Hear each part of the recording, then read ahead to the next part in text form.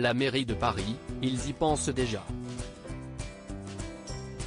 Mars 2026 est encore bien loin, mais au gouvernement et dans la majorité présidentielle, certains se positionneraient dans la file d'attente pour candidater selon les informations recueillies par Le Parisien.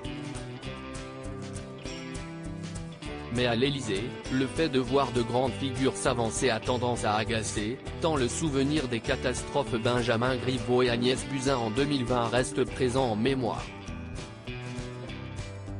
Vous vous organisez comme vous voulez, mais je ne veux pas que se reproduise le même bordel qu'en 2020. Si on n'est pas foutu de partir unis et solidaires, alors on n'y arrivera pas, a ainsi prévenu Emmanuel Macron, dès le mois de novembre. Il faut dire que les prétendants au poste d'influence actuellement occupés par Anne Hidalgo sont nombreux. Gabriel Attal, ex-porte-parole du gouvernement devenu ministre des Comptes publics en mai dernier, Olivia Grégoire, ministre déléguée chargée du commerce, ou encore Clément Beaune, ministre délégué au transport et Marlène Schiappa, secrétaire d'État à l'économie sociale et solidaire. Le président, il garde un œil sur Paris, ça l'intéresse. Il sait que pour la majorité, ce sera une bataille politique importante, résume un connaisseur du dossier dans Le Parisien.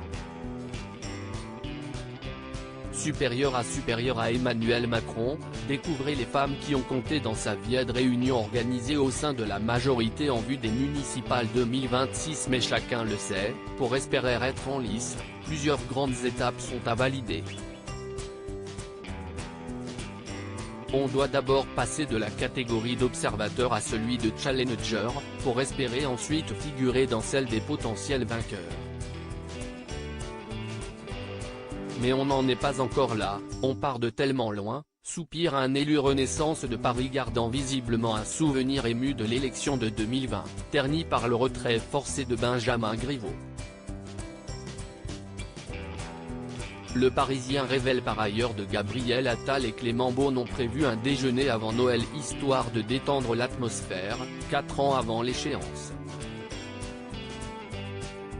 Tout en sachant que des apéros-dîners tournants sont organisés depuis juillet 2022, tous les 2 mois, avec des alliés de la majorité, dont des membres du Modem et d'Horizon, afin de créer du collectif quitte à se parler franchement plutôt que de râler dans son coin, selon un aficionado.